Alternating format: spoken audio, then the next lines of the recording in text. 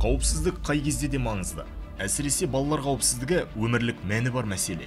Соңғы жылдары жасөспірімдерге қатысты келеңсіздіктер жиі орын алуда. Соның бірі жазатайым терезеден құлау. Бұл жағдай әсіресе жаз айларында жиі орын алып жатады.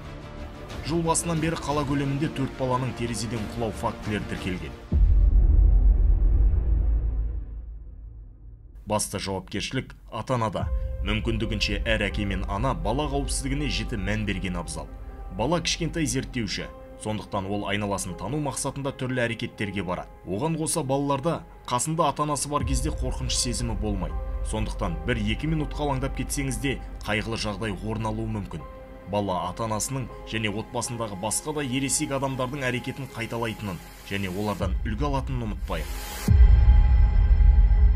Кез келген қауіп-қатерді болдырмау адам құзырындағы нәрсе емес. Десек те, қауіпсіздікті қамтамасыз ету мақсатындағы шараларды жүргізу ұрпағымыз үшін маңызды.